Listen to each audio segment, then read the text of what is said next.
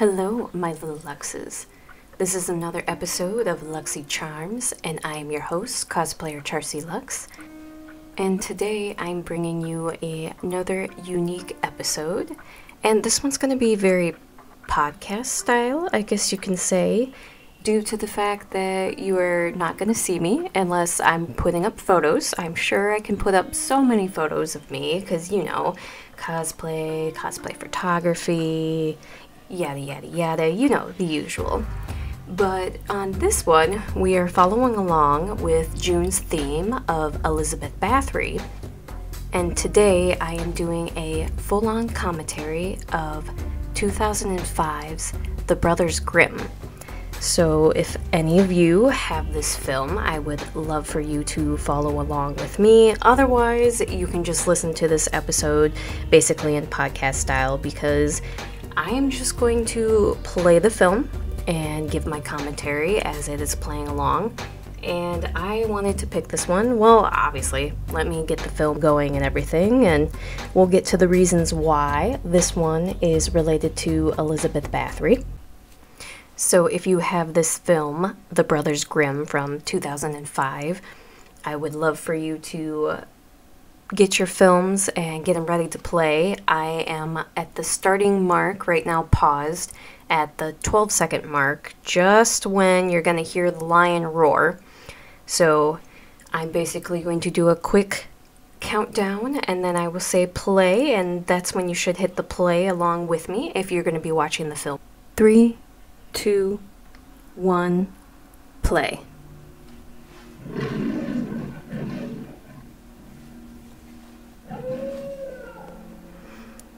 And of course, with the famous lion roar, we gotta turn it into a wolf howl due to the fact that this is the Brothers Grimm, and we do, well, hopefully everybody knows what the Brothers Grimm stories are. Very, very cold. What's in a log under the firelight? Obviously, we're opening up with the very sad tale that the brothers Wilhelm and Jacob have a very sick sister, so they have to go and get some medicine.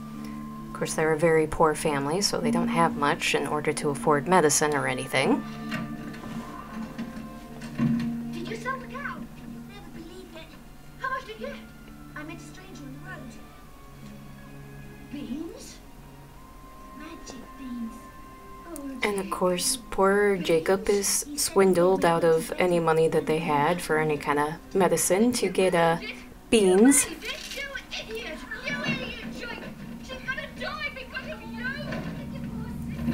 And of course, they're kind of doing the play-off.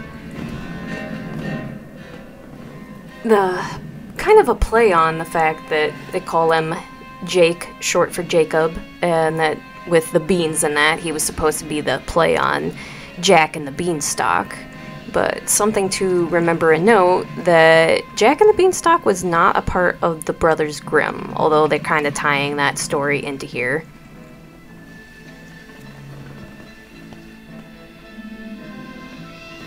And we have now moved into French-occupied Germany, because this is supposed to take place in the late 1700s. Where do you come from, Mynheer? Basel, near Frankfurt. Monsieur, we're looking for food and lodging. Basel.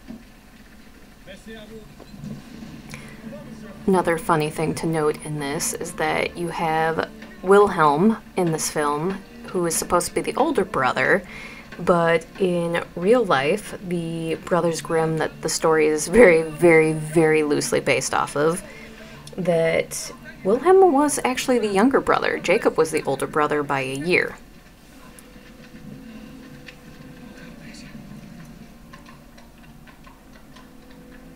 Keep your horses for half a franc, sir. You know the mayor of this town. Only good for the best, sir. And I'm honestly trying to remember the first time that I had seen this film, because the original date that this movie came out was in August of 2005. And I I'm trying to remember. I think me and a group of friends, possibly even my husband, who would have been just my boyfriend at the time, all got together and went to this film and watched it in theaters. Right to send for us. How many here have seen it? The one who lives by the old Mill Street casino. 100 years ago. The mill is higher. Honestly, if any of you can remember the first time that you got to see this film, let me know when was the first time you got to watch it and see it. It's just, it's blowing my mind that I can't remember the first time. Like, I've watched this movie so many times that I think I'm just forgetting the first time, which you would think, seeing it for the first time at theaters, that I'd be able to remember it, but I can't remember. Of course, right now you have Wilhelm and Jacob in a small town that they're about to help them because they're being terrorized by a witch. And of course the brothers are con artists, but the town doesn't know this. And what they do is they come into the town, let them know that they can rid them of their supernatural problems that they have, either being witches, ghouls, werewolves, anything like that, and that they can save the town, but it's for a high price of items and other things. So, of course, they come into this town to help them, but you later find out that they're actually con artists, that they are the ones that are making the scenarios that these towns need help with.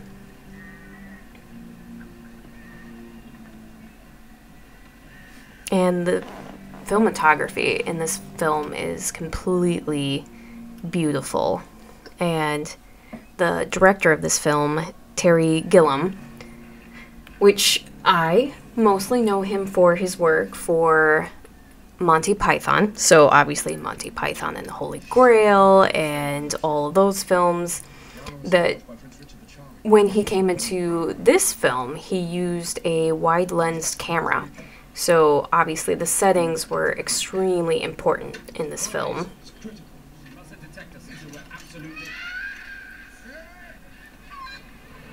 I believe most of this film was filmed in the Czech Republic too.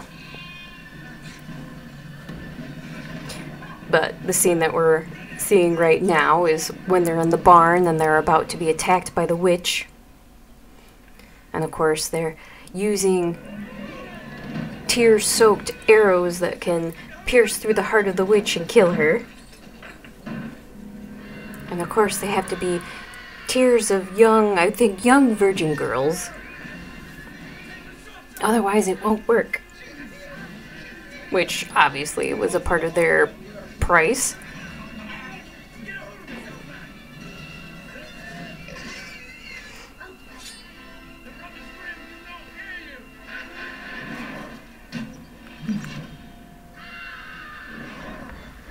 Honestly, I should get into the cast for this film too, and as always, I should automatically apologize if I butcher anyone's names as I'm telling any of them. We have Matt Damon as Wilhelm Grimm, and of course, we mostly know him from several different movies, but Good Will Hunting, Dogma, The Bourne Identity, those are just some of them. We have Heath Ledger as Jacob Grimm, and of course he's the late great Heath Ledger, and he played the Joker in The Dark Knight. He was also in 10 Things I Hate About You, which I love and adore that movie.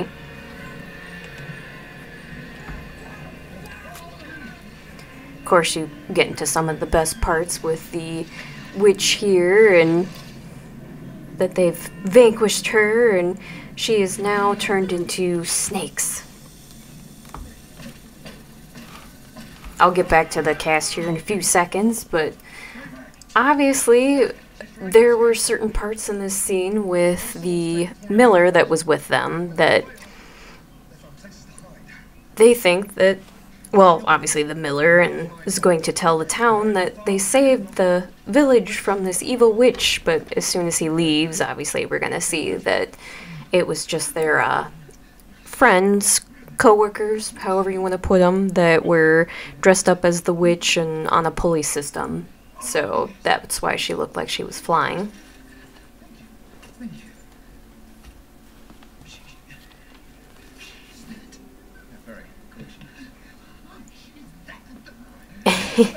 And then, of course, going back to the cast, so then we have also Lena Headey as Angelica, and she would mostly be known for her job on Game of Thrones and 300. And then we have Monica Bellucci, who is the Mirror Queen, and she is from The Matrix Reloaded and The Matrix Revolutions. We have Roger Ashton as Griffiths, and, well, I should say Roger Ashton Griffiths as the mayor. He's also from Game of Thrones. And we have Peter Stormare as Cavaldi, and I know him mostly from Fargo and Armageddon. And we have Jonathan Pryce as the French general. He's also in Game of Thrones and The Wife. And Mackenzie Crook as Hidlik. I know him mostly from Pirates of the Caribbean. And Richard Riddings as Bunst. And he does many different video game voices in that. And I was actually shocked that he was in Fable and Killzone for several voices that I knew. And of course, we're seeing in this scene that the friends are all partaking in the fact of, well, basically their crimes, they're con artists, and splitting up the wares of what they've got from the village.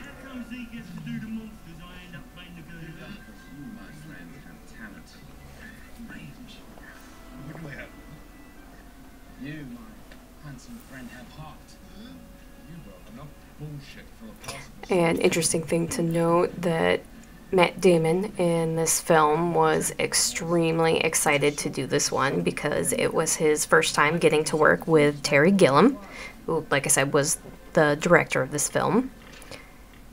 And the writer of the film is credited as Erin Kruger, but I found it interesting to note that technically Terry Gilliam was one of the ones who also wrote in the screenplay.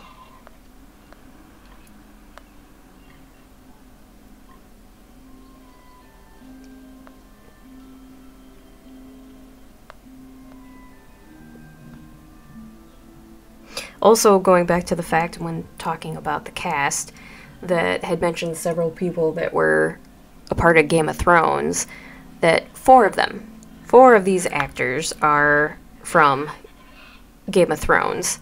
So it's kind of interesting to note how many people in here that will be familiar, especially if you've loved the Game of Thrones series, that if you watch this one, you will see several of them in here.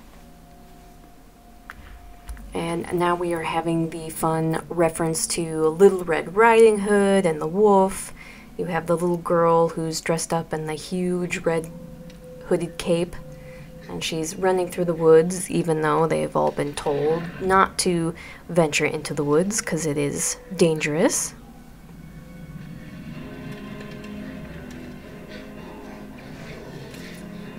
And we get to see for the first time that, you know, there's something not right about these woods. The trees move.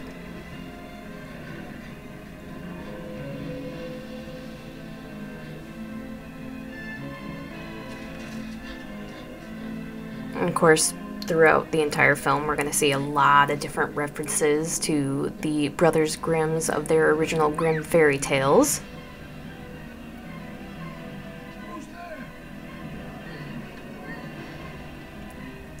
And of course, wondering how many people know about the reference of the Brothers Grimm and the true story of them. Because, I mean, obviously, this film is just kind of a fun idea of using their original idea of the Grimm fairy tales, but it's not basing off of their real life, obviously. It's just taking a fun spin with their names, and the fact that in the movie, you have the brothers going on their con artist adventures, but you have Jacob who believes in the supernatural and actually writes about these stories, where the real stories of Wilhelm and Jacob Grimm, they were German academics or scholars and cultural researchers who worked together to publish folklore and urban legends that would become famously known as, we know, the Grimm fairy tales. So several of those Grimm tales are a part of this movie as well. Mixed in, I should say, in reference to.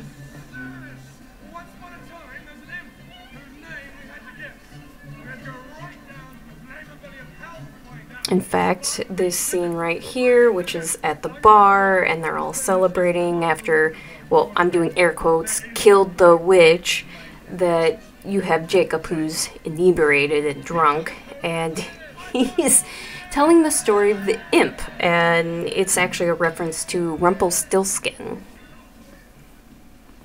And now you have the French who are entering into this German bar, because remember, it's French-occupied Germany.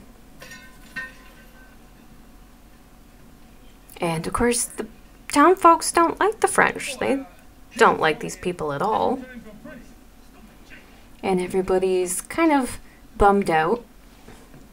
And Jacob starts wanting to poke a fight, which, you know, justified.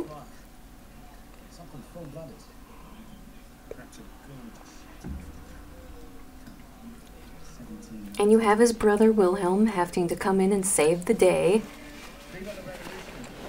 Now, mind you, kind of a re-reference to the beginning of the film where Jacob messed up and he was supposed to go out and get medicine for his ill sister, but instead got tricked by a man who sold him beans instead because he told them that they would be magic and that they would save her.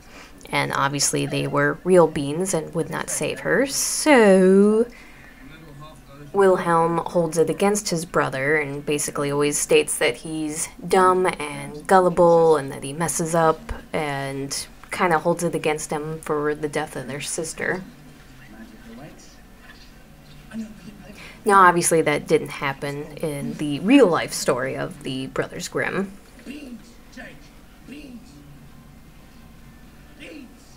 Although they did have 9 siblings, unfortunately, I think 3 of them did not survive through infancy.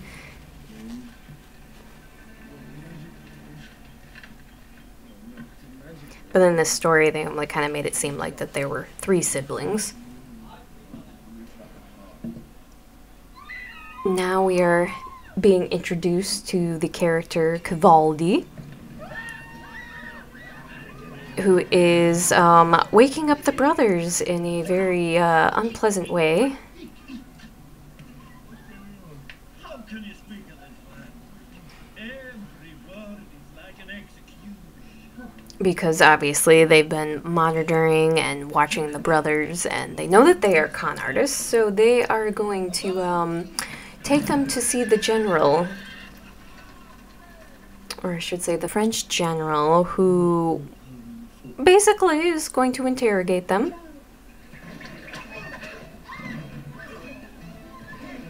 I mean, that's one way to be waking up in the morning. Getting dragged out of the bar by a couple of horses.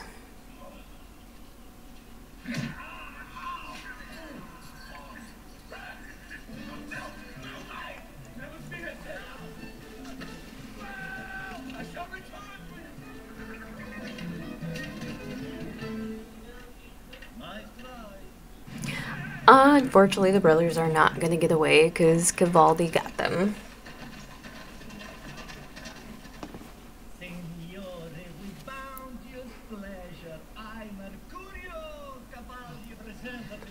And of course, Peter Stormare, who is Cavaldi, does a fantastic job, and his character is hilarious and brings the comedic relief into this film several times. It's Bavarian blood sausage and sauerkraut. I gutted the pig myself. You are into a the royal huge devil. Buggery. I'm sorry. The minimum fantasy. Anyway, I know. That's absolutely unnecessary. Of course, I have here kind of a little list of some of the more famous Brother Grimm stories, which some of them do have little references in the film, or are widely referenced in here too.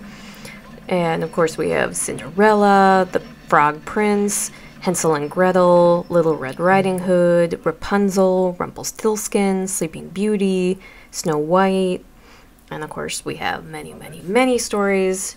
But once again, one of them is not Jack and the Beanstalk, even though they kind of referenced it at the beginning of the film.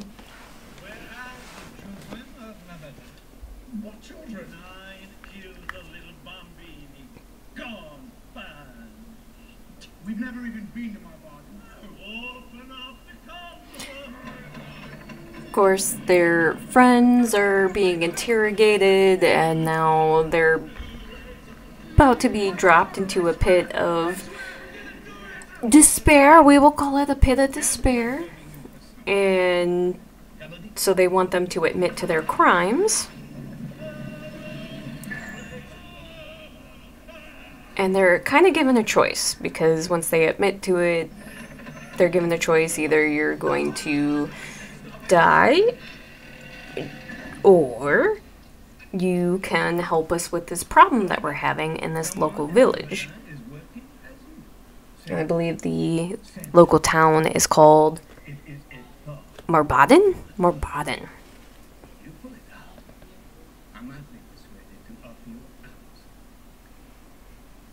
So you mean if we work for you as French? Yes, sir. Go to Marbaden. Unmask these villains. Find some missing children. And I had a quick plot synopsis, that what I would consider a quicker one. Although the scene that's going right now is the reference to Hansel and Gretel. Obviously, as long as you're watching the film with me, otherwise you have no idea what I'm talking about. But there are two children walking through the forest, and of course they're dropping breadcrumbs, but behind them the crows are picking up and eating the bread. But my story plot that I have is brothers Wilhelm and Jacob Grimm are traveling con artists who use the fears of superstitious people to earn wages for mercenary work of killing supernatural foes. They are captured by the French general and Cavaldi and found guilty of being untrustworthy con artists. The brothers are given the choice of either death or traveling to the town of Marbaden to help solve the mystery of several children going missing. Will the brothers help save the children and help the town, and help clear their names of their crimes, or will they finally find a foe that they cannot handle because they are the real supernatural deal?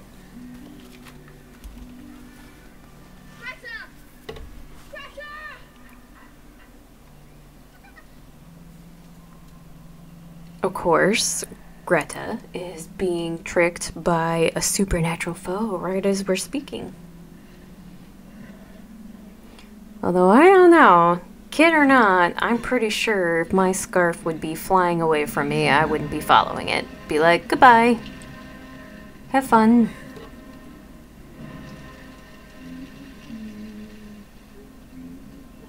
I never noticed before, though, that in this cave, it is a direct reference to the Queen's Tower and her tombs, which, of course, if you've seen the film, you know exactly what I'm talking about for her tombs. We'll get into that later in the film as well.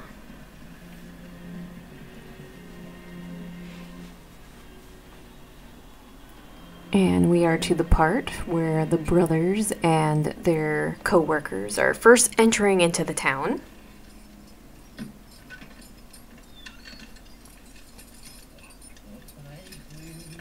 Although they really don't have a choice either, because they're being released from cages into the town. Can't really just ride into town and make the decision to escape. You're literally dragged there.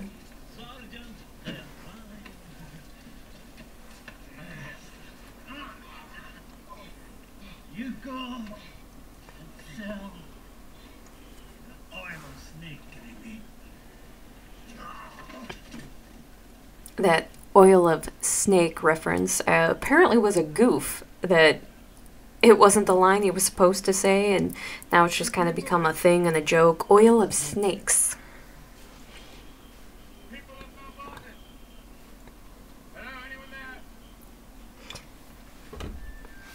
Several of the cast and crew, including Matt Damon and Heath Ledger, would mention the fact of how much that the director was focused on everything in the scene, even everything for the background was so vital and important to the scene that sometimes they would spend 10 to 15 minutes just waiting for the geese to get moved to the perfect spot in the town. And so you would literally have geese wranglers, basically, to move a whole flock of geese into the right spot before they could continue a scene. So if you're watching this scene, you will see tons of geese in the background and know which ones I'm talking about.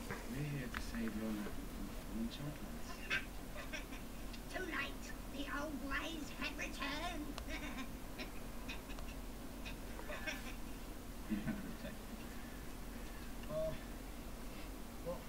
We're from Castle, near Frankfurt. Well, we've heard about your missing children. From patrols. Hold your tongue, you old witch, or you'll get another ducking. Papa, What? help us. Stay back. Of course, the fun reference when the one, air quotes, little boy runs in and they don't realize that it's actually the boy's daughter that they keep in disguise, because you find out that the children that are going missing in the town are actually all little girls. That they're not taking boys, they are taking all females. So they figured that if they could dress up their girls, make them look like boys, that maybe it could help hide them. We were trying to find and rescue the others. Greta was afraid because she thought there really was a witch in the gingerbread house. Then birds stole our trail of crumbs. It was a trap. The forest made it. Yes, yes, it took my daughter too.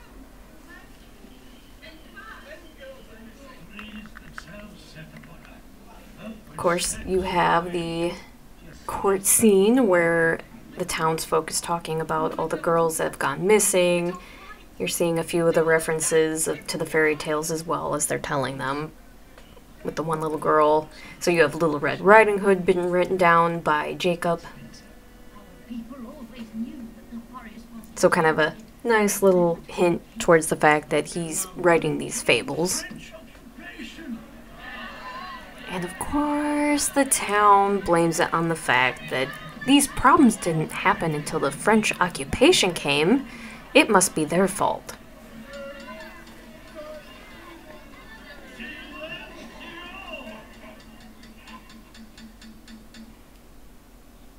I apologize if I have a lot of spacings and breaks where I'm not saying too much, because obviously if I'm watching the film, I'm not really thinking about it, and if you are sitting here just listening to me and have nothing to watch in reference to, hopefully I'll have several screenshots and film clips and things like that.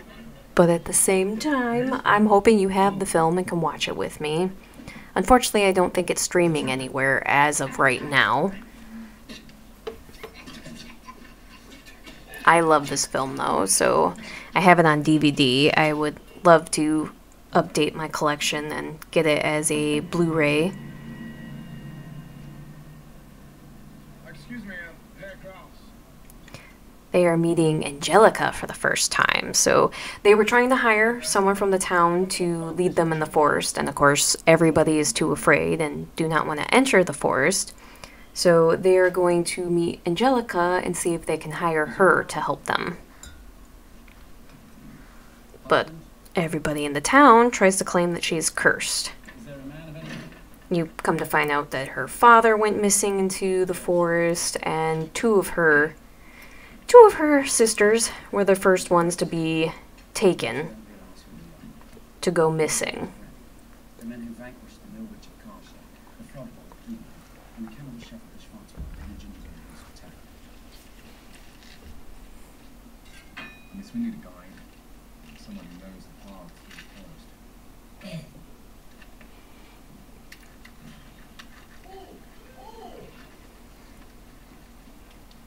We're paying money. Of course, if you're squeamish, this part might be a little not Pretty sorry, picture of the big what everybody would want to watch, due to the fact that Angelica is skinning a rabbit, cleaning it. She's a trapper.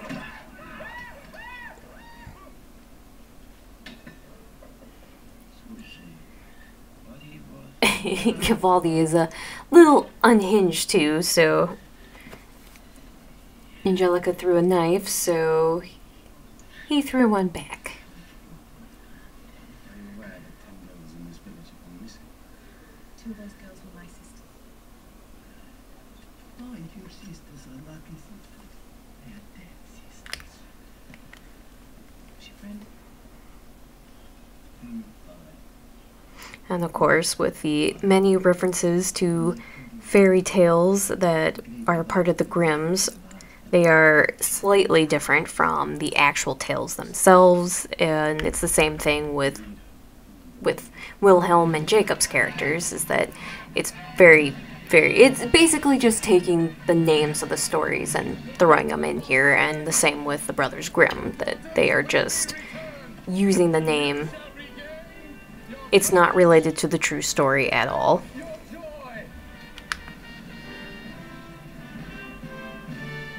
And Little Red Riding Hood is referenced only by her red cape.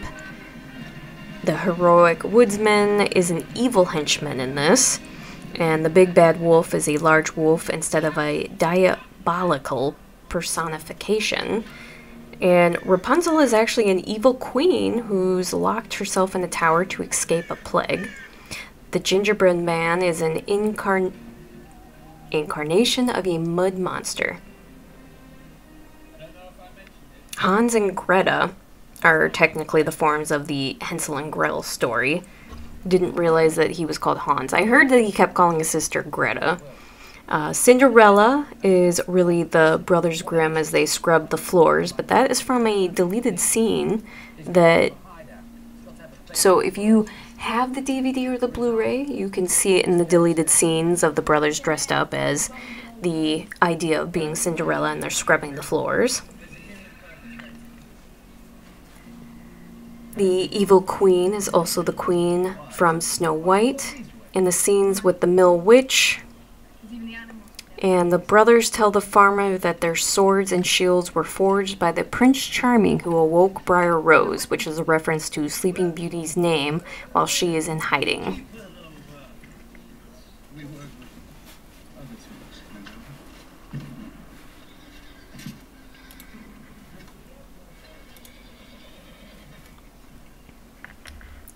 Of course, they are traveling into the forest right now to see this tower that Angelica is leading them to.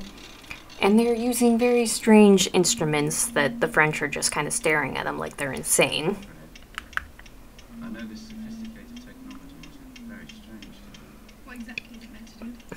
Oh, and the girls' fingers are pricked in this movie as well, which helps them to fall into a deep sleep, which is another reference to Sleeping Beauty. And the woodsman, later on, he'll place glass slippers on the girls' feet. And that's when they are placed into their crypts. And that's a reference to Cinderella. This really is exciting for us. I mean, our folk tales take place just like this. I mean, it's funny. Everywhere you look, you feel parts of each town. And of course the other one, which is the bed that the Mere Queen sleeps on, is a reference to The Princess and the Pea. So there's a lot of references in here that are pretty cool, that are related to the original stories.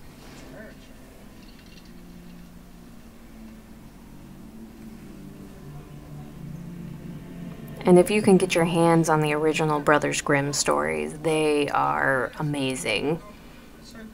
And it's kind of cool to think about the history and how much they have changed as well, because when they were originally making the stories, even the brothers themselves had to change and dial back on their stories because they were originally made for adults. Now, the idea was that, what I was told is that the fables were to be told to children to teach them a lesson so that they would stay in line. But a lot of the original stories were written for adults, not for the kids.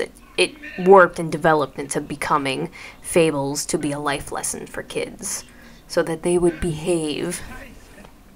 But the original Snow White story with the queen, I didn't really, well, the evil queen, I should say, is that at the end of the story, her punishment for trying to poison Snow White with the apple was that she was supposed to dance in burning red hot metal shoes until she danced to death. Obviously, they took that part and dialed it back because that would be seen as a little too gruesome. Christine King destroyed the forest. Burnt to death in the caves. They were the kings. You later the Night King. And Angelica is telling the stories to Jacob about the tower and what the meaning of it. And of course, Jacob is going to be extremely interested in supernatural stories. We're seeing a scene where her father, who is the huntsman, is telling her about the beautiful queen who lived up in that tower. And of course, she is the Mere Queen, and she was alive 500 years prior. It was on the Queen's wedding day that the plague arrived. Of course, he's talking about that on her wedding day, the plague entered the village, but because of her vainness, she locked herself in her tower so that she would be safe from the plague. But of course, it is airborne. But she was a witch, and she had learned the key to immortality. But the only thing is that she did have immortality, but it didn't stop her from aging. So her beauty eventually faded away, but it was locked in her mirror as an illusion. Of course, the father is telling the children afterwards that this is just a story, a silly story.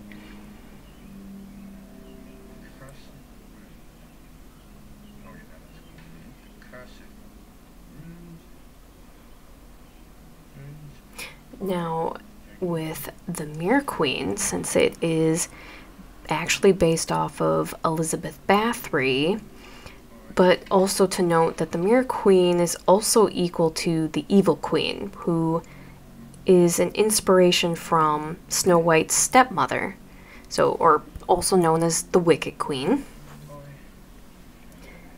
And another thing to remember, that the plague in the story could also be related to the plague from Bathory's time that took place, which would have been cholera, would have been one of the bigger ones at that time period. Now, mind you, Elizabeth Báthory didn't lock herself in a tower to hide away from the plague of her time, but she was locked into a tower for a completely different reason, because of the fact that she was found guilty of crimes and murder.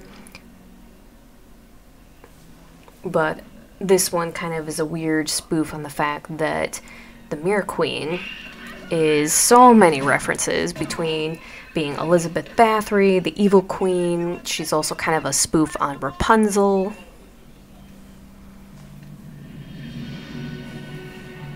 And even said in reference before, too, that she sleeps on a tall tower of mattresses as well, which is a reference to The Princess and the Pea. I believe that later in the scene you see a crow drop a pea in her mouth, and that is what revives her.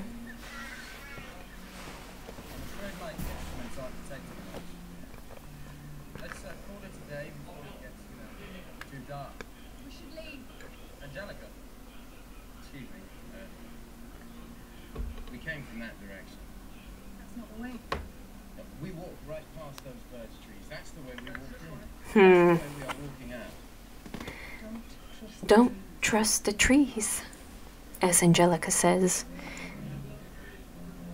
When they start seeing her ways of talking to nature and able to find her way out of this enchanted forest, she uses the magical toad, basically, to lead her the right way out of the forest.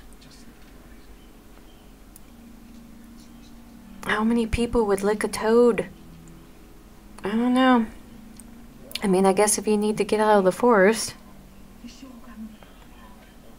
I hear there's people out there that lick toads or frogs for that weird, extreme high. No, thank you.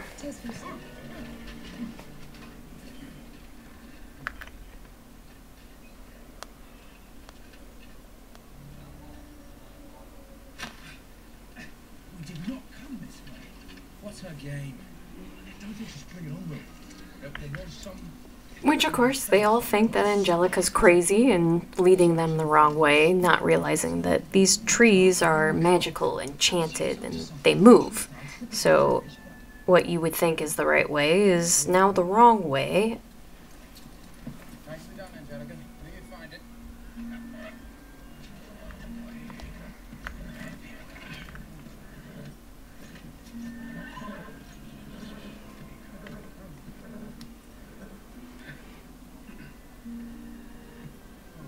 It's still...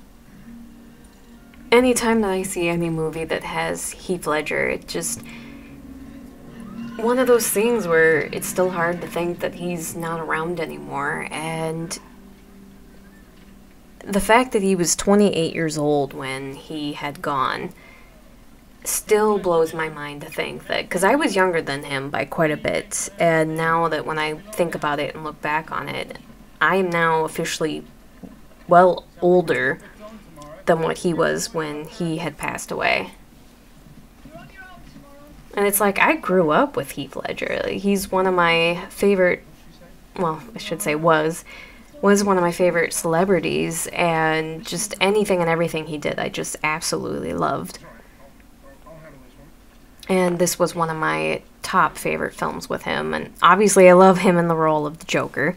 You can't not love him as the Joker. But this one, hands down, is definitely one of my favorites with him. These drawings are very good, you know. I've been with a drawing myself. Look at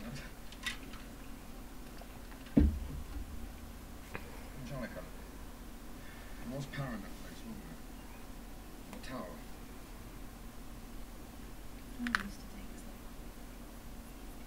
Where's he now? He died. Last winter. Say a rose today. Wolves. If you won't guide us, would you at least give us a map? A map from you anyway. Do us a lot more good than it would do you. At least we can read. Come on, Jake. You people think you know everything. I've been to the city. And of course, the Queen is based off of two classic fairy tale characters. We have the evil queen from Snow White, or also known as the Wicked Queen, and the witch Dame Gothel from Rapunzel. So that's where you're getting the two references to Rapunzel and the evil queen for the Mirror Queen. And of course, she's a vain queen. The whole idea is that she's focused on her beauty and her looks. I think I'll do my research.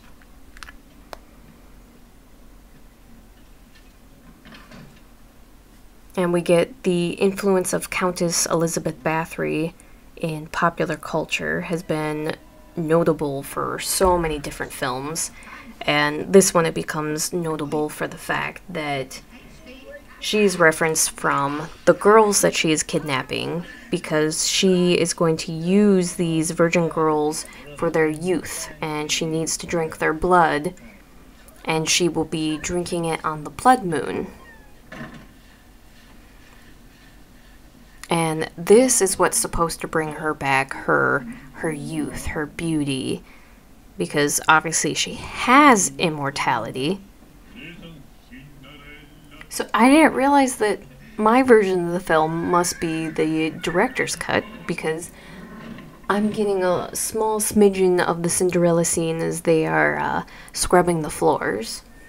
Okay, no, it's not the full, like, the deleted scene, because in the deleted scene you get the full reference with Cavaldi and their workers all reading the story of Cinderella while Wilhelm and Jacob are scrubbing the floors. But most of that scene was cut out just for like a few smidgens of the boys dressed up as women as they are cleaning the floors.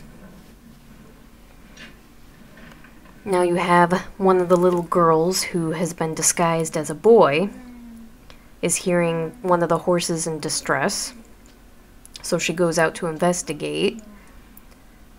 And of course her nightgown, you can tell she's a female, so she's not really in disguise anymore, so the witch has actually bewitched this poor horse and being used as a trap to get this little girl.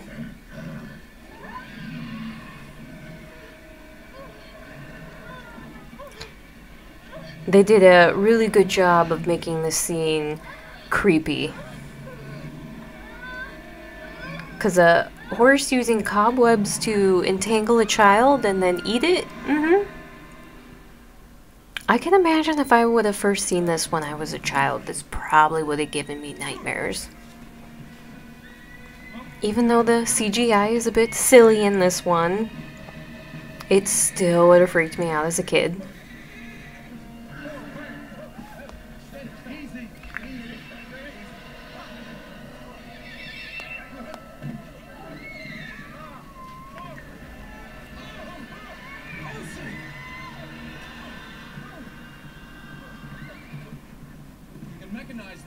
And then you have Wilhelm. He'll still believes that it's just a mechanized horse. He doesn't believe that this is supernatural means. He's not like Jacob, where Jacob believes.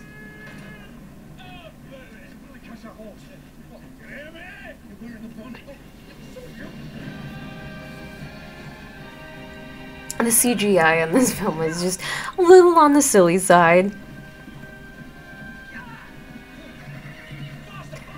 This movie is one of those where it is so well done, with the camera angles and just the settings that were created and made for this. This forest is just insanely gorgeous, but the CGI is... I don't want to say that it's poorly done, because I mean back at this time it probably wouldn't have been considered poorly done, but now with the advanced technology that we have now, it just... it seems silly looking. Like almost like a green screen was put up and these trees were just kind of moved around like models. That's kind of what it looks like.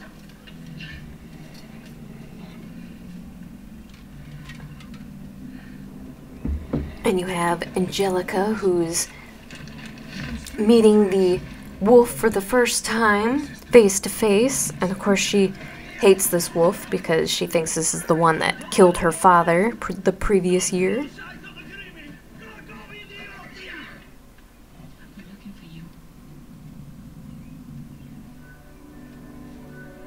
It's a face-off between her and the wolf.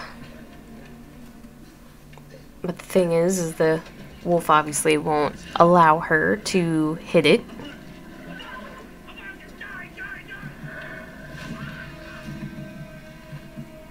Now, mind you, while I'm watching this film, I'm kind of having the idea of thinking that you have seen the film as well.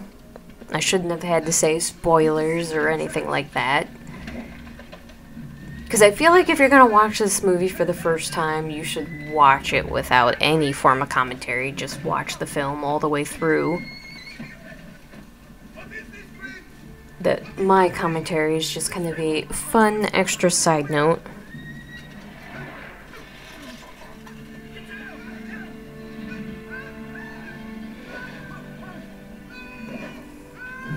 Of course, gotta love the scene with the tree that starts eating the Frenchmen.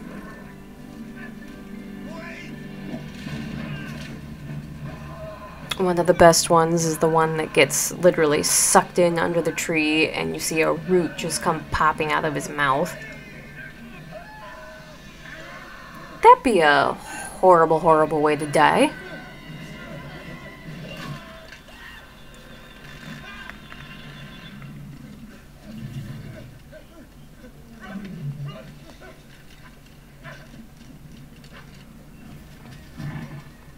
And of course the director, Terry Gilliam, I had mentioned before that obviously he had done several different Monty Python films, like Monty Python and the Holy Grail, Monty Python and the Meaning of Life, but he also did Jupiter Ascending, which I think is a really, really good film that is underrated.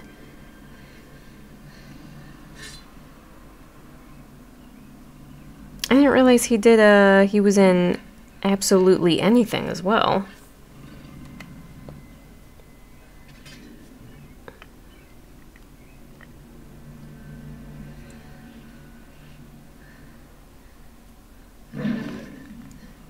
And of course, Ehren Kruger is the one who was credited as writing the Brothers Grimm. And I know him actually mostly for doing The Ring in 2002 and Blood and Chocolate in 2007. Actually, I didn't realize he did The Skeleton Key too in 2005. So a lot of the films that I would have been watching with all of my friends back in the day in high school and early college. How many times do I have to tell you?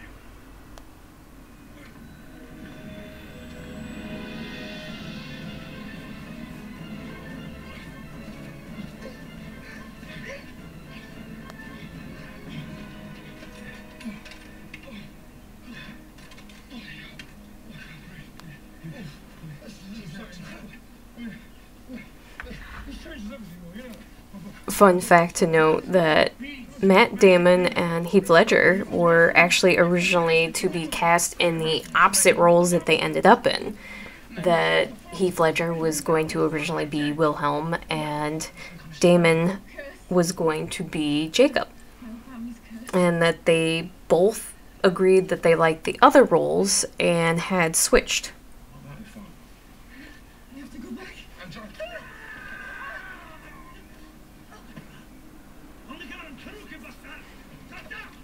Cavaldi's not having anyone's shit right now. He's kind of lost every single one of his men in that forest.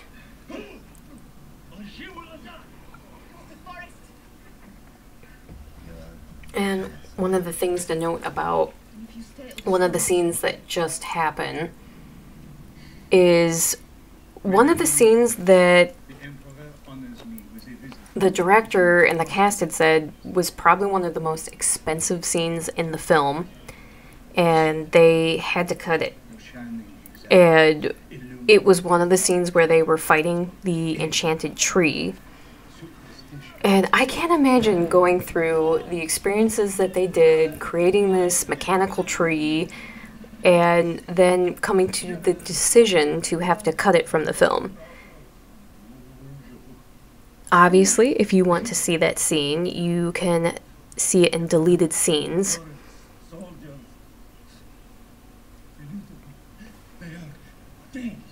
And now they are back with the French general again.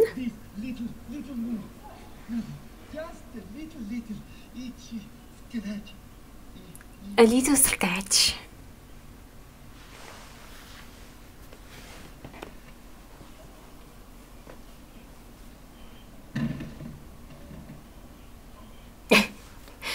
just kind of showing a weird spoof on the hypocrisy between the classism and just the vainness of the rich, and that they have no idea what is going on in the real world. That they're showing them having this dinner party, and that they are surrounded by mirrors, so you can't even see anything outside of them being able to see their own reflections. So kind of a weird reference back to the Mirror Queen, who is completely prideful and full of herself, that she's referenced to her mirror.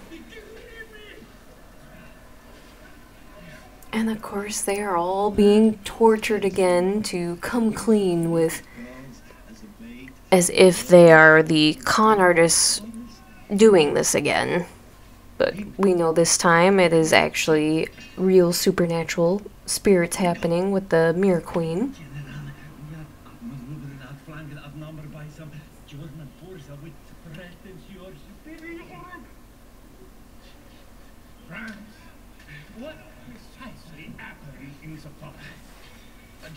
In fact, Cavaldi even is trying to stand up for them at this point, because he's coming around, figuring out that the guys aren't bad guys.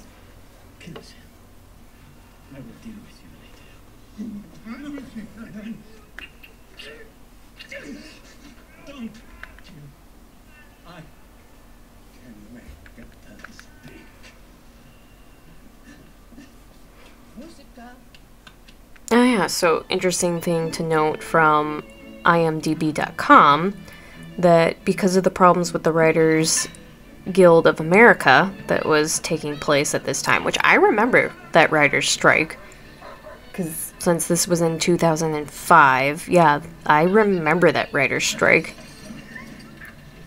Ugh, I hate this scene. This is the scene with the kitten. If anybody knows, Terry Gilliam, I think, has a thing against cats, because he even didn't like cats in Monty Python and the Holy Grails, if anyone remembers the cat scenes in those. But yeah, anyway, back to what I was talking about, but the poor kitten. But because of the problems with the Writers Guild of America, Terry Gilliam and Tony Grisoni were not able to credit themselves as writers of the screenplay, despite the many changes they made to Aaron Kruger's original script.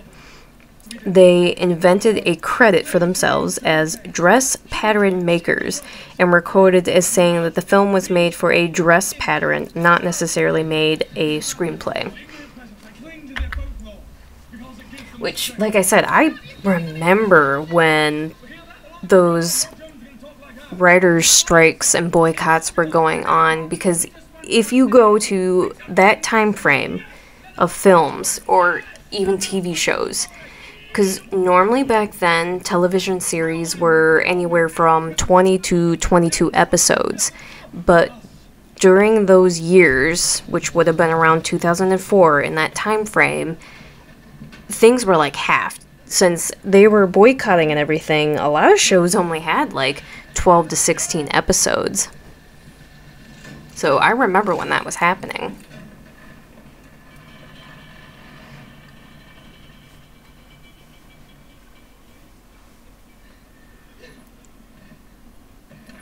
And of course, they stop the torturing just in time, so Angelica isn't going to die, thank goodness.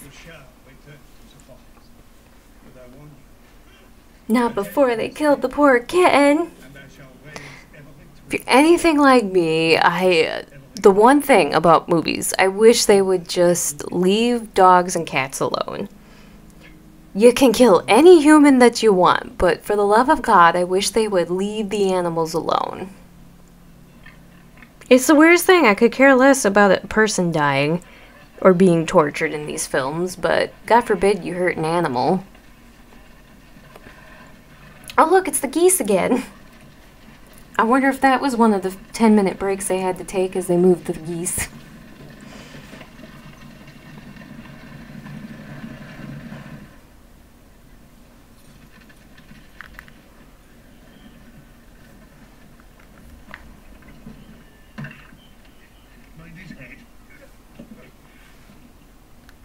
And of course, their crew getting back together again to see if they can figure out how to get into that Queen's Tower.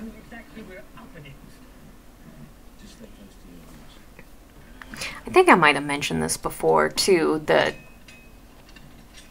Jacob Grimm was actually the older brother. Yeah, I believe I talked about that. And Jacob Grimm was born in 1785, where Wilhelm was born in 1786.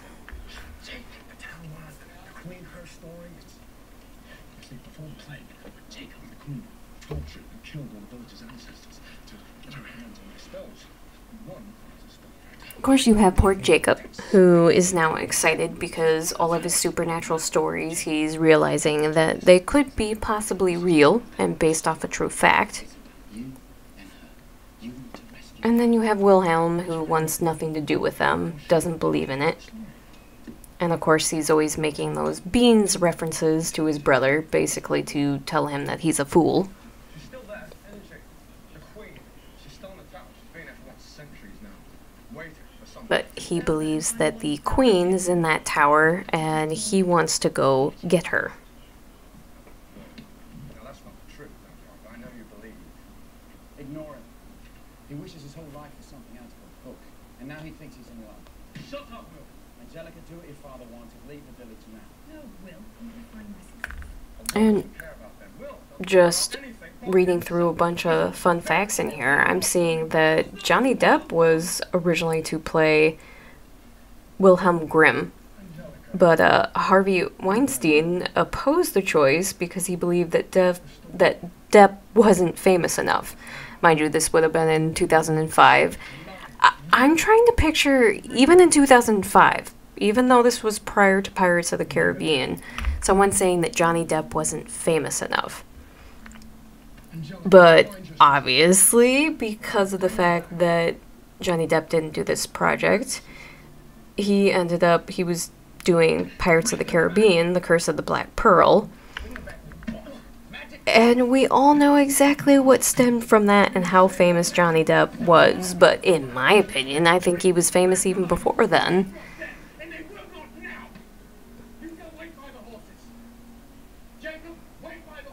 I would have put Matt Damon and Johnny Depp at par in that time frame, because that would have been around filming time. I'm gonna say would have been about 2003, 2004, because another thing to note about this film, that yes, even though the release date for this was in August of 2005, it actually was released 10 months later than what its original intended release date was.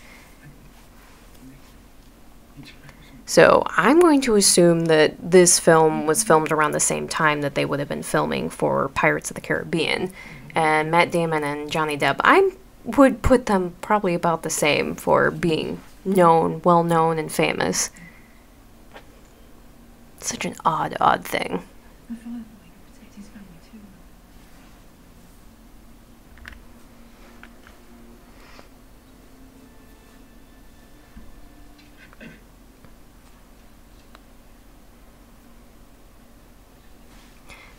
Another thing to note, that in June of 2004, Bob Weinstein and Terry Gilliam reached a stalemate over the final cut.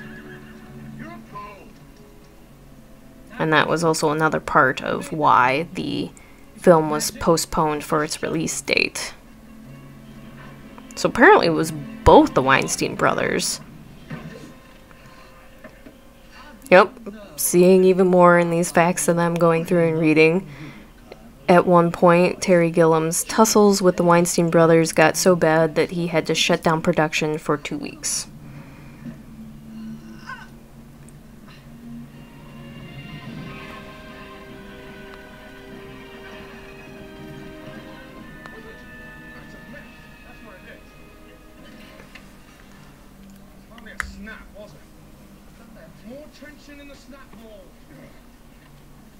Now we get the fun scene of them setting up the catapult-looking thing so that they can fling so that they can fling Jacob up on top of the tower. If we find these 11 girls, Now, I believe that 11 girls are kidnapped and captured right now. And what exactly do we think?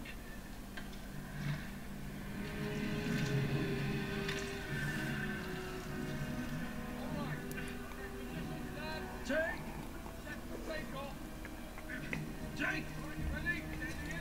Jake! And 3, 2, 1, take off!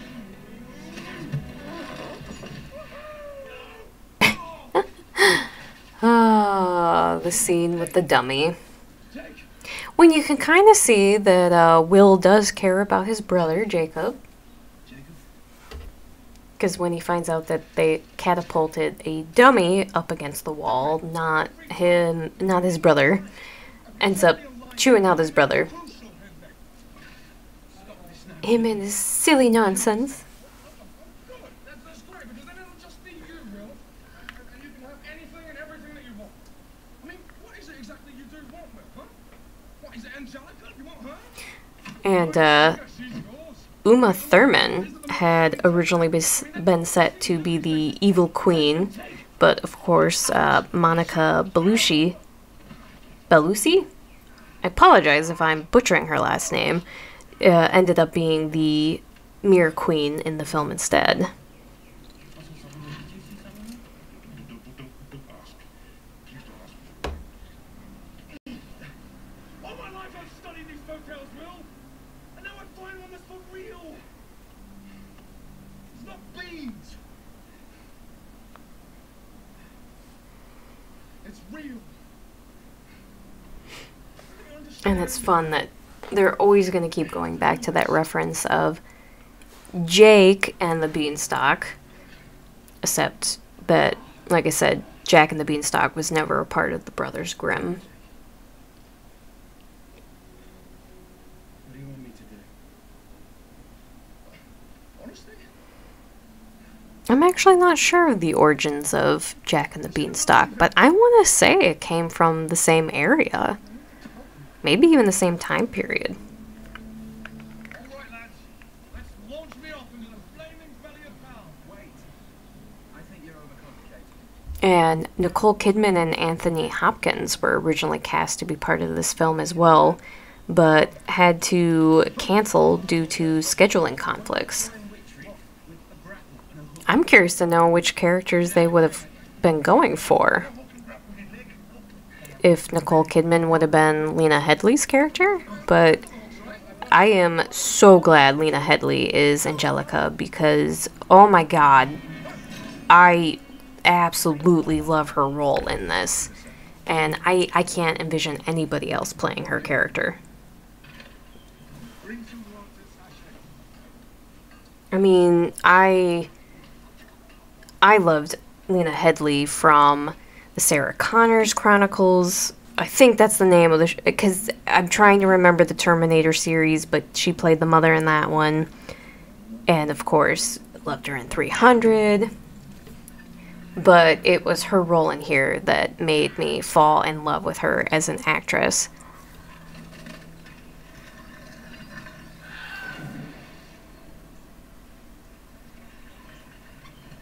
Great command.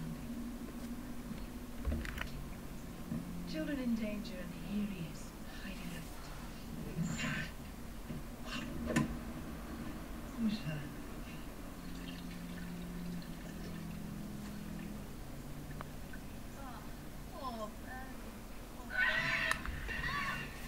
And of course, the Mirror Queen, since, you know, some of her powers involves being able to control animals, is using a crow to capture her 12th child.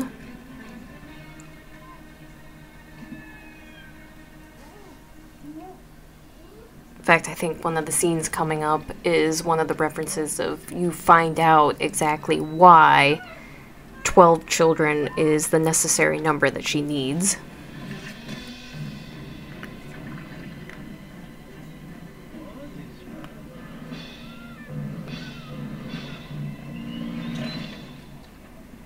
Now we're coming up to the reference for the gingerbread man, except right now it's a little mud blob, mud monster.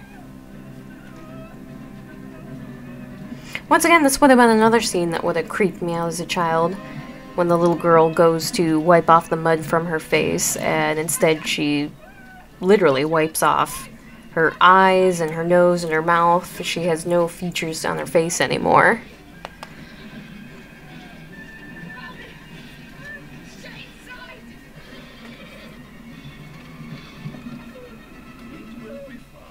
How do you fight a mud monster?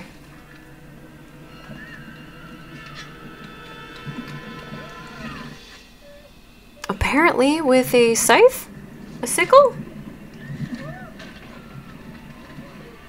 But the true answer is, you don't. The mud monster wins.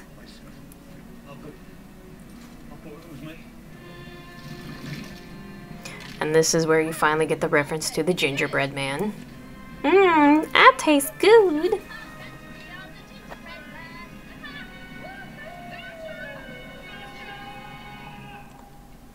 And of course, Sasha was one of the little girls that they were trying to disguise as being a boy.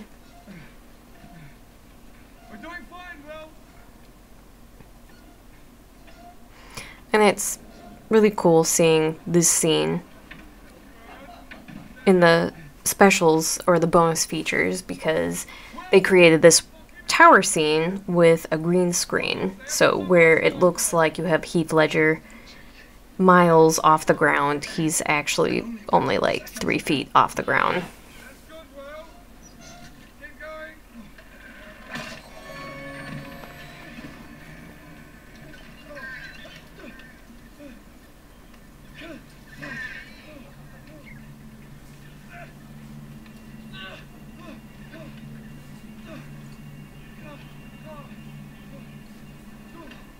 This Gothic tower is incredibly cool, though. If this would be the tower of an evil queen, I would imagine this is exactly what it would look like.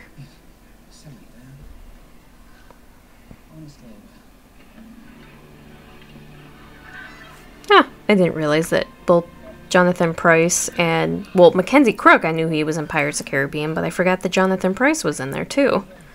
1, 2, 3, 4, 5, 6, 7, 8, 9. And this is the scene where Jacob's character realizes that there are 12 crypts on the ground. There's 12 crypts. They're evenly spaced in a circle. And they're reference to a clock. So you have 12 tombs evenly spaced, so they reference time, a clock head. Going in, Will. Which is interesting to note, because I'm trying to think, would 500 years ago, when they were trying to claim when the queen was, did they technically have clocks? I know that, well, ancient Greece had, well, now I can't think of the name of the device, but they did have the concept of time. So you have Jacob, who has entered the tower officially now, and he is in the queen's chamber and sees her crown. So we're going to start seeing the other reference to the Princess and the Pea with the mattresses.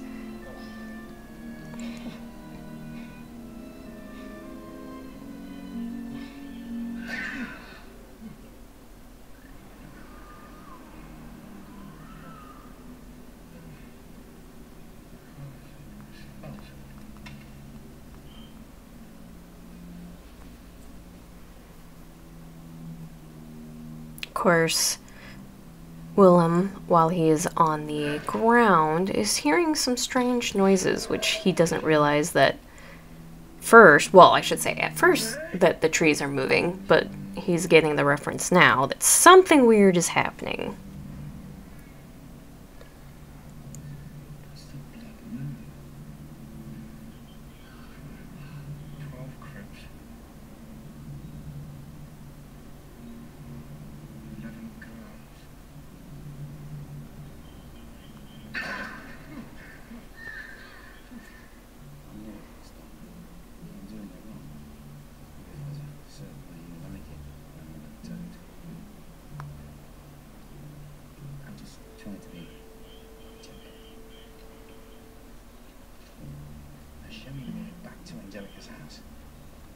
Now you have Will trying to do the toad trick to find the right way out of the forest. And of course, earlier in the movie they were making fun of her for it.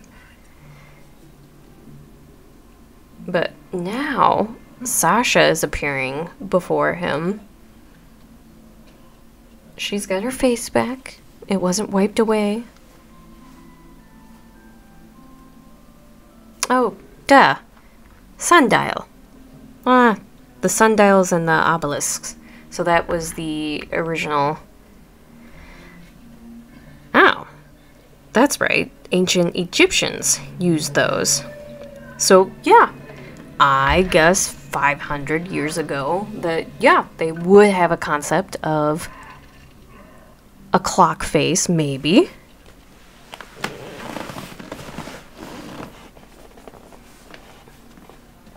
Don't mind me shifting in my chair. My legs are falling asleep. And we're getting a reference to the huntsman. We just saw him transform from being the wolf and turned into the huntsman.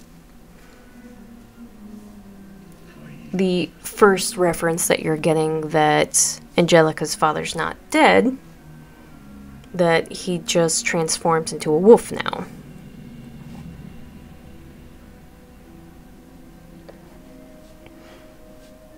An interesting note about his character, that he originally was actually, it was going to be cast as Robin Williams, but he pulled out of the project. It doesn't necessarily say why he pulled out of the project, probably just because of conflicts in schedule.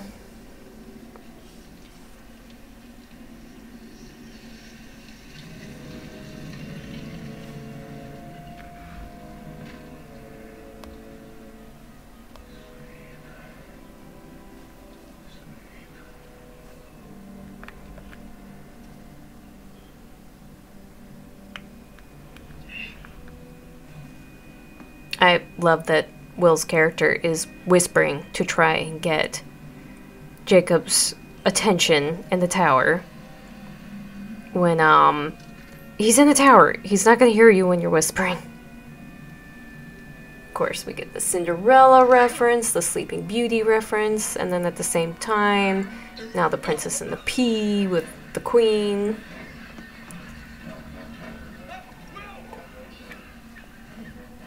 Although interesting to note that that pea looked like a golden pearl.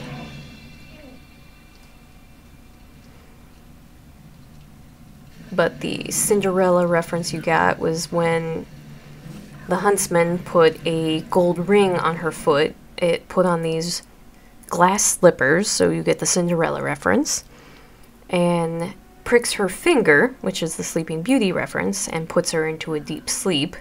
But of course he collects her blood, because we know that they're collecting the blood to give to the Mirror Queen, and there's your reference to Elizabeth Báthory, who was the Blood Countess.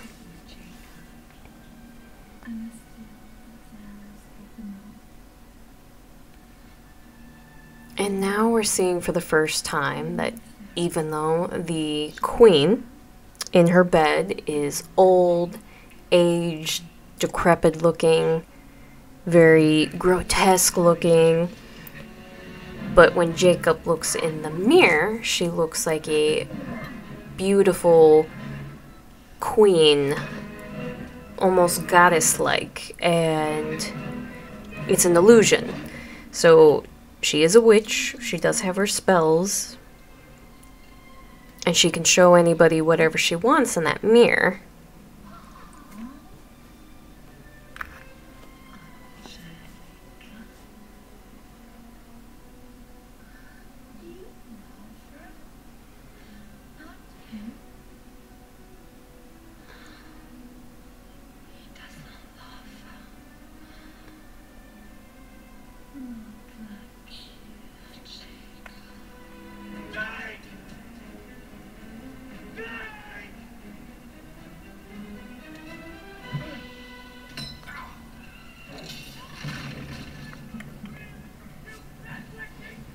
Of course, we see that when Will finally is able to get his brother's attention, and he throws an item up and it cracks the mirror.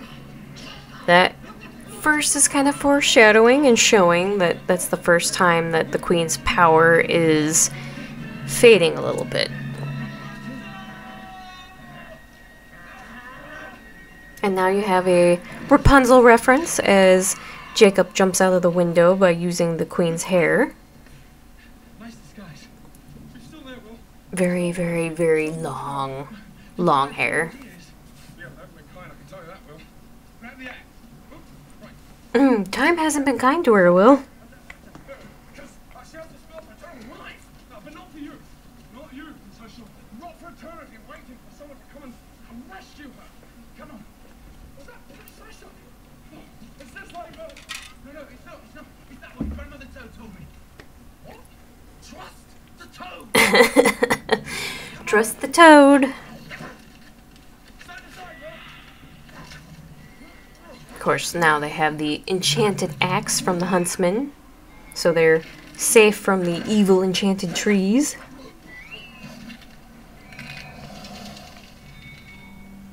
It's the axe, Will. It's enchanted as well.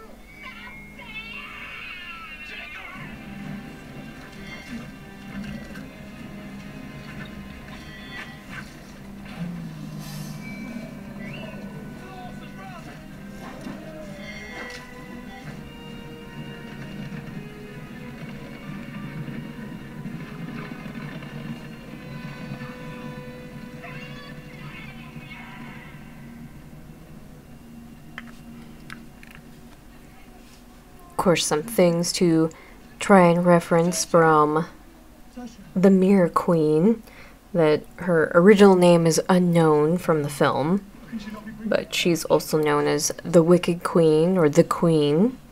So your reference to the evil stepmother from Snow White, which is another one of your references to the Brothers Grimm's fairy tale.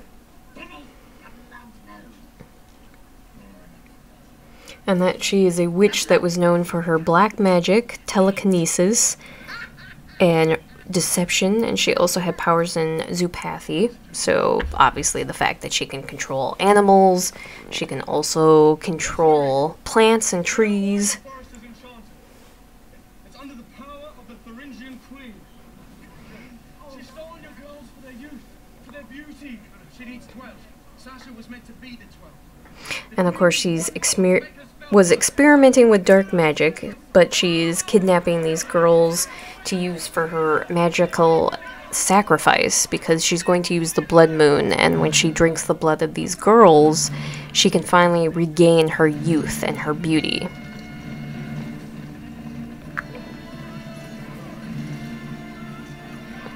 Because the idea is that she is supposed to be the stepmother from Snow White, which is the idea of mirror, mirror on the wall, who's the fairest of them all. So her goal is to be young and beautiful forever, and she wants to be the fairest of them all.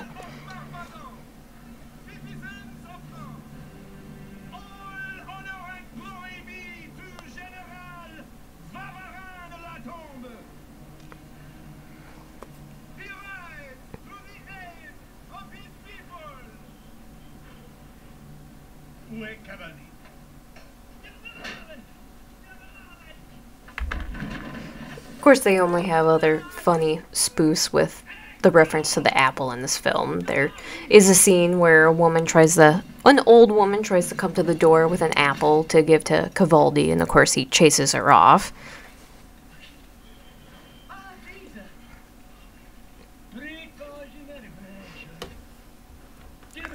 And when it came to the Brothers Grimm, they all originally had stories because they had to have a moral, a theme to them to tell people. And the original story of Snow White was that the queen was to warn people against, basically warn you against narcissism, pride, and that people should have humility. And obviously the Mirror Queen is everything that is narcissism, pride, and vain.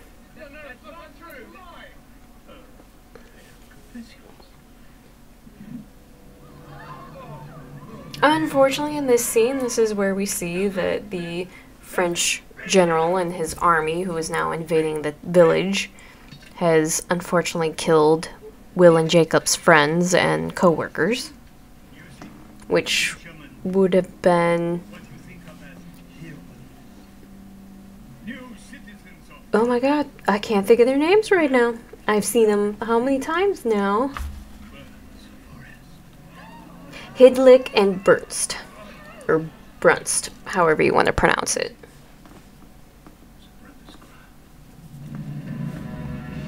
So now the French general has decided that it's German invaders that are in the forest and that they're hiding. So he's decided that it's the Brothers Grimm's fault and that they are going to just burn and destroy the forest, and that this will get rid of the ambushing Germans that are obviously doing this to stop the French from invading. In fact, earlier I believe that's what Cavaldi kind of used to fake out the general so that he didn't kill the brothers, and Angelica was saying that it wasn't their fault, that it was the Germans hiding in the forest. Or the German army, I should say. Which obviously Cavaldi knows the truth now. That it's an evil queen hiding in a tower.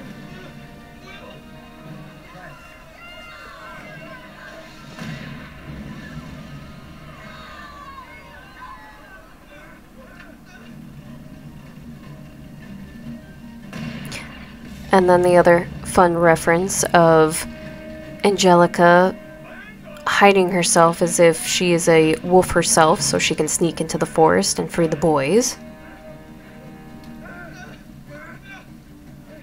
Which I think is another reference to Little Red Riding Hood.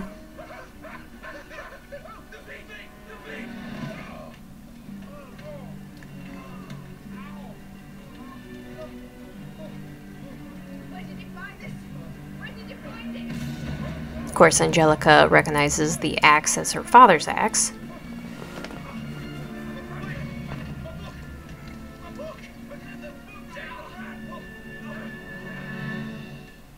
This is the life, man. Come on.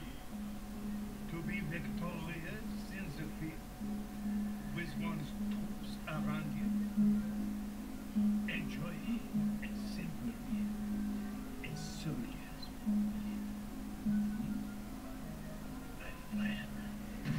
Now, I know Jonathan Pryce, I was seeing that he was also in parts of Pirates of the Caribbean, but for whatever reason, I cannot remember what character he was. If he was the father to Elizabeth Swann?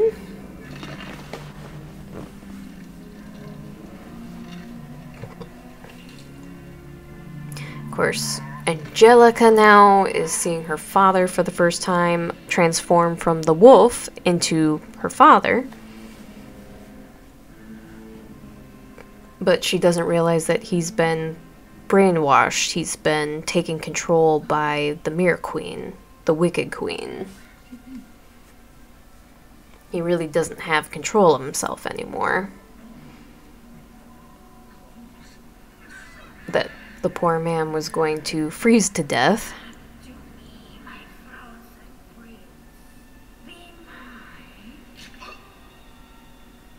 And that the queen spared his life, but in turn controls him. But unfortunately, the queen needs 12 girls on the blood moon, which this is the night of the blood moon. So unfortunately, he's going to use his third daughter, Angelica, as the final sacrifice for the queen. But mind you, he's brainwashed. He doesn't realize what he's doing.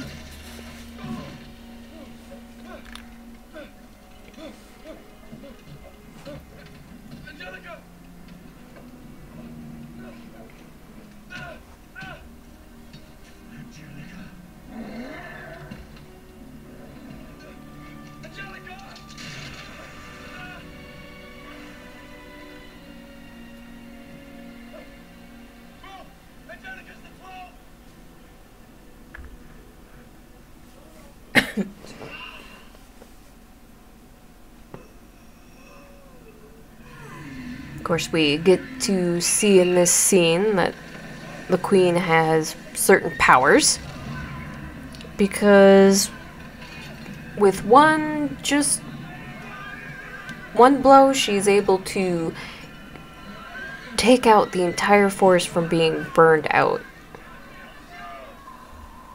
Creates a huge gust of air that, poof, no more fire, the forest is no longer burning.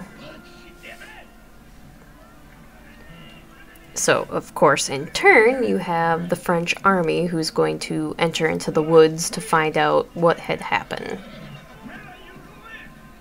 Well, I should say the French general and his few henchmen that will go in with him, because the rest of the army, now I'm remembering and watching as they scatter in fear. I spoke too soon.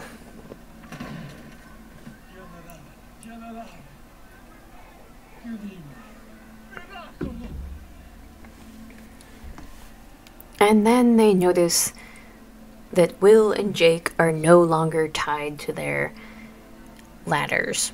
Yeah, it looks like they tied them to ladders, but they are no longer tied up where they were to be burned. So automatically, they're gonna blame the brothers, but you know, how the heck were they supposed to take out that fire like that? And they're only supposed to be con artists, right?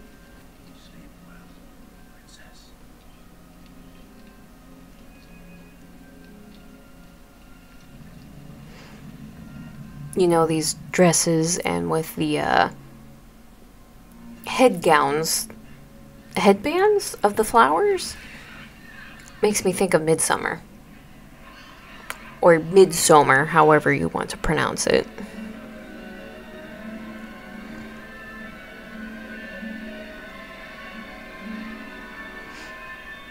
And it is beginning. You have the blood moon starting. Stop.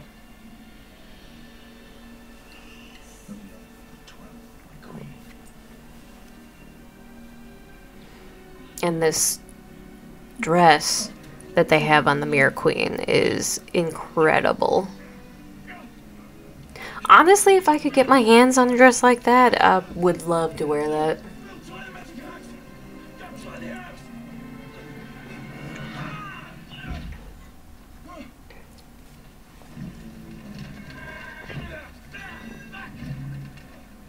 So the enchanted axe works against trees, but it doesn't work against crypts. I held the axe the same way you did. Can we just concentrate on getting up in the tower, Will? Or, as they just referenced, that it works for Jacob, but the axe does not work for Will. In the crypts. Probably because Jacob believes. Execute. No, no, that's who you want. Up there. I said execute him.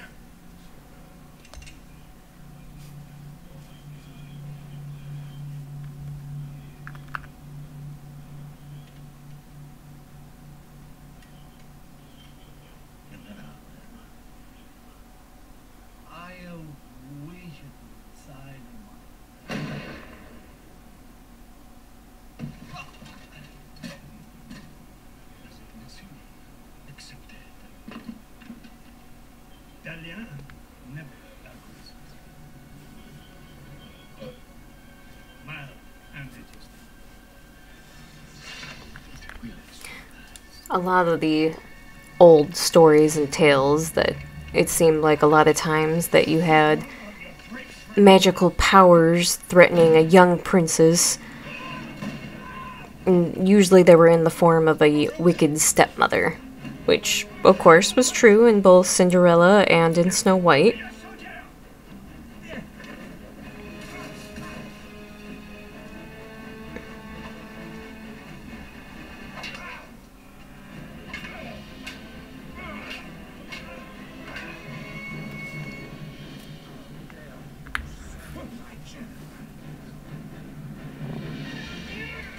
And then you just, of course, you have the famous fight scenes.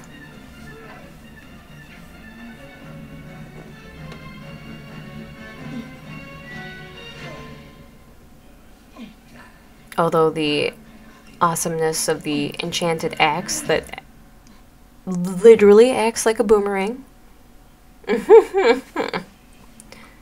Best way to kill a henchman.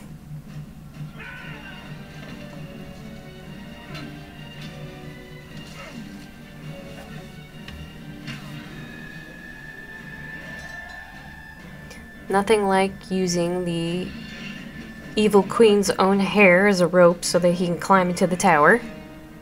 Will, that is.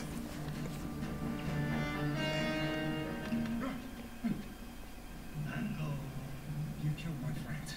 I wish you had more.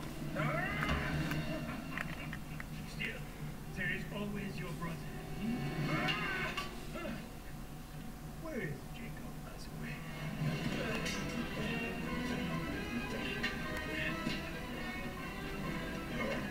Of course, as been talking about for this month of June, that our theme has been on Elizabeth Báthory, the Blood Countess, and the whole reference that we're having. Yes, that the Mere Queen is based on the idea of the Brothers Grimm story of the evil queen, or the wicked queen, from Snow White. But for this film, she is also loosely based off of Elizabeth Báthory. So, of course, you have the blood moon reference, that she has the 12 virgin girls, that she's going to drink their blood, and this is going to bring back her life, bring back her youth, her beauty.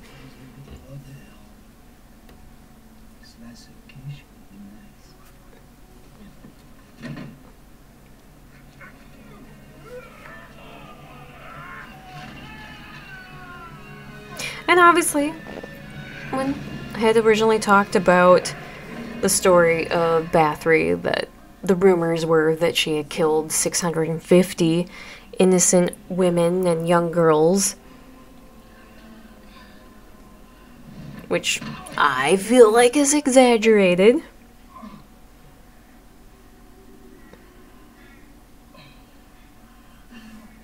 But that Countess Elizabeth Báthory, a noblewoman who's the blood of the virgins to basically prolong her life, make her look younger, and the rumors that she supposedly bathed in their blood.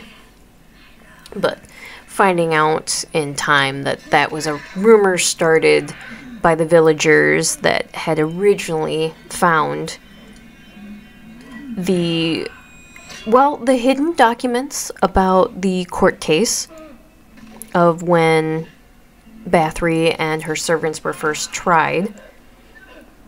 But nowhere in any of those documents did they ever see that Elizabeth Báthory had bathed in blood.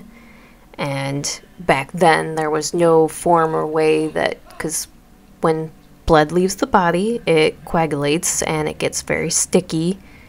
So there was no technology back there to basically make a giant bath full of blood that you would be able to bathe in.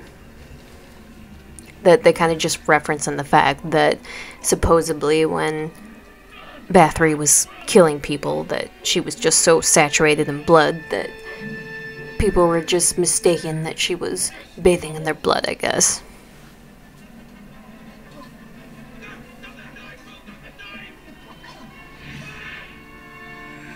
Now the fun reference to the evil queen's telekinesis powers, that she's trying to have Will and Jacob stab each other.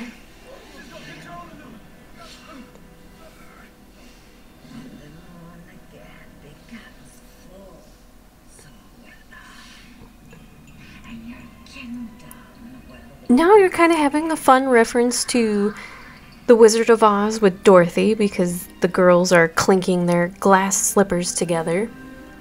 And granted, they're not singing There's No Place Like Home.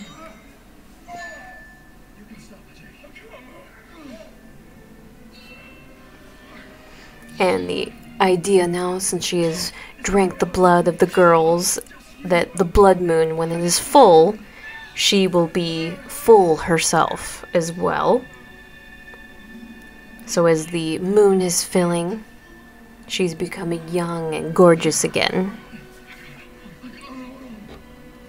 Now mind you, looks can be deceiving. She's gorgeous on the outside, but on the inside she is evil, she is cruel, a terrible person. She is a full-on illusion.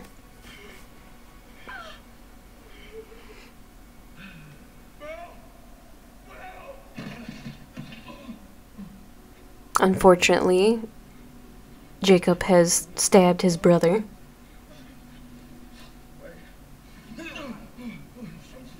Will used the sacrifice so that he didn't harm his brother and let him stab him.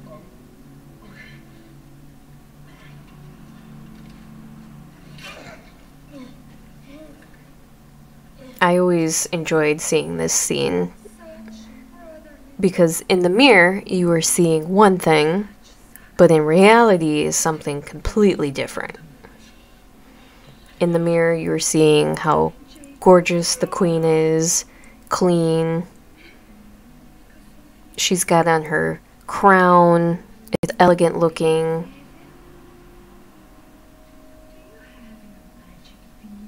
Of course, doing another reference to the magic beans. Can you save your brother? Because I can.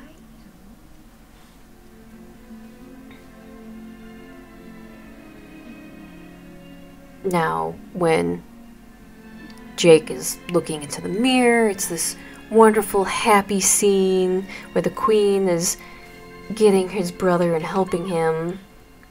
But in reality, she's sitting on her throne. She could have cared less. And poor Will is crawling and dragging himself to the queen's feet. And of course, she doesn't really... She's got a crown, but it's a crown of antlers. Her hair is entangled in it. It's a mess. Nothing looks clean or elegant. Even her dress is still old and decrepit looking. But the queen wants herself a beautiful man, so of course she doesn't want the huntsman anymore. So she takes her device from the huntsman and sticks it inside of Will now. So now she can brainwash and control him.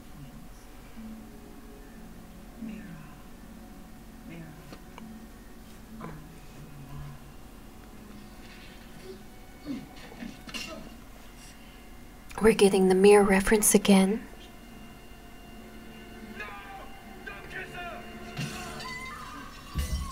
But Jacob is too smart for her, and he automatically knows that all of her power is in her mirror.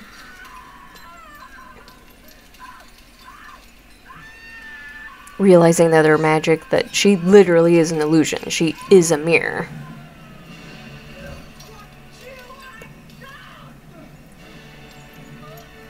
And the huntsman finally waking up from his year of being brainwashed and tricked by her.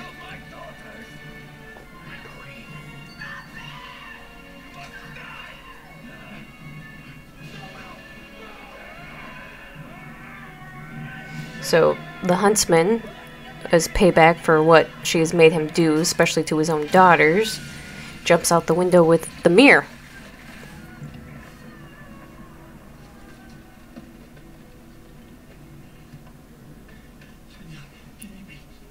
Kind of a cool scene with Will holding the mirror with her eye in it.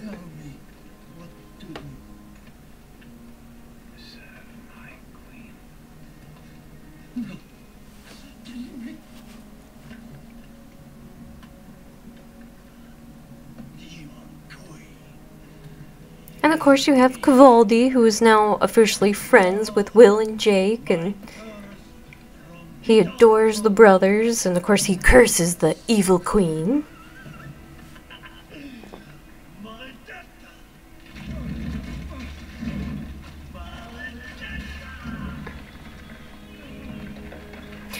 And Jacob's about to take a ride for his life in this tower, but we have a reference back to The Princess and the Pea. So you have Jacob, who is diving into the middle of this pile of mattresses. So as the tower comes tumbling down, he is enclosed in the safety of the mattresses.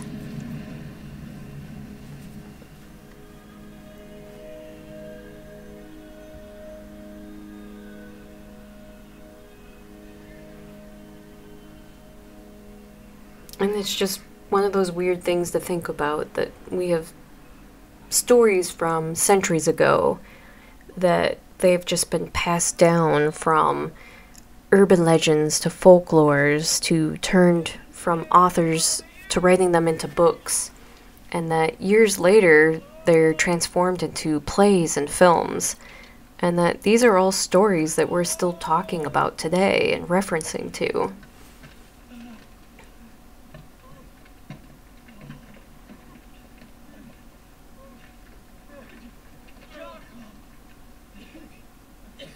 And Givaldi has found Will safe in the mattresses. One of those things you want to think for movie magic. Would this be possible for somebody to survive a fall like that inside? I mean, I know it was a lot of mattresses, but would you be able to survive that? Is that something for Mythbusters to test out?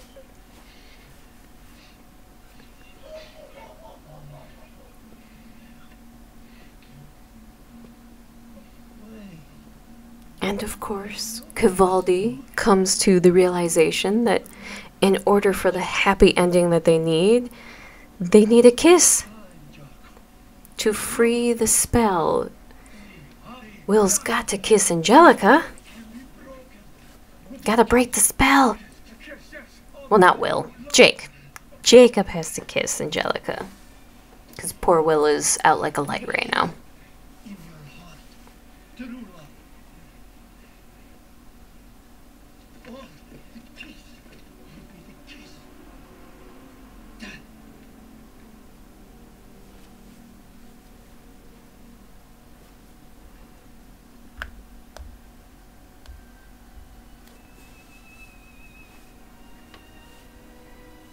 And of course, you have to have the happy kiss that breaks the curse so that everyone else can wake up.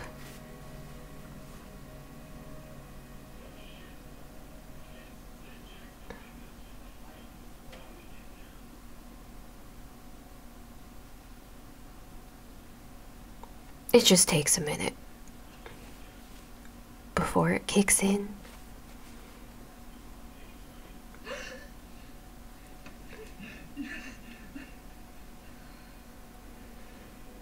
It still just makes me think of Midsommar, though. Weird part is, I have not seen that film all the way through. I've seen a huge majority of it, just not all the way through.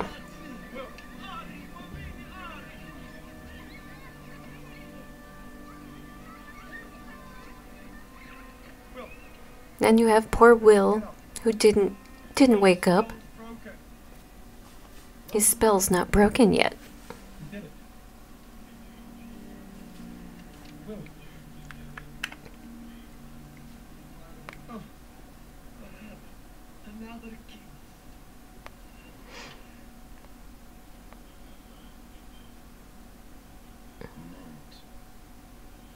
kiss. Of course, you know, Jake mistakes the fact that maybe he shouldn't be the one to kiss his brother to break the spell, but Will is faking it because he would like a kiss from Angelica.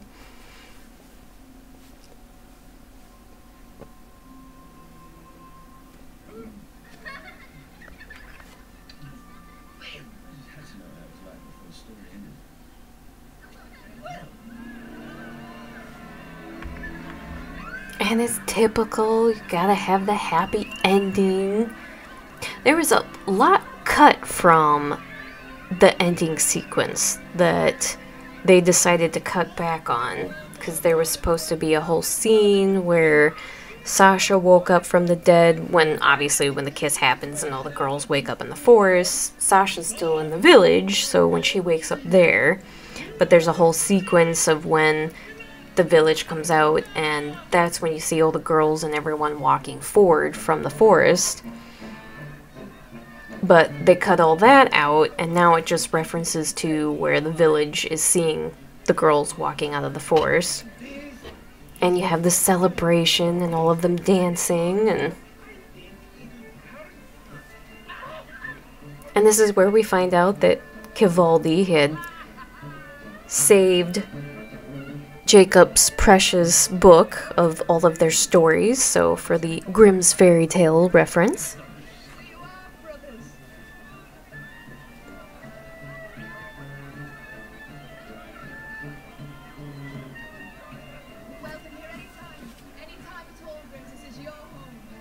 And one of the other things that they cut out, but you can see in the special features or the deleted scenes that they talk about, is that technically the entire village was packing up and that they were all planning on leaving, that nobody was planning to stay at this village. Even though Angelica says herself that you are welcome here anytime.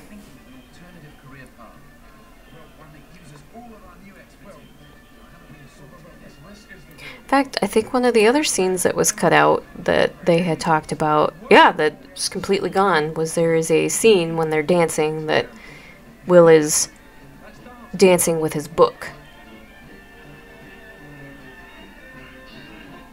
And they all lived happily ever after. Except for the Queen. You gotta have that, well, maybe not, thrown in there. And of course, directed by Terry Gilliam. And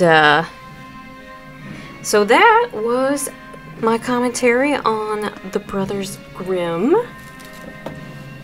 And I want to thank everybody who would have been sticking around and watching the film with me and listening to my commentary on the film. Sorry if I had a lot of like slow moments if I'm just sitting here enjoying the movie. It's been a while since the last time I've watched it. And I mean, I've seen this movie multiple times, but I have not recently watched it.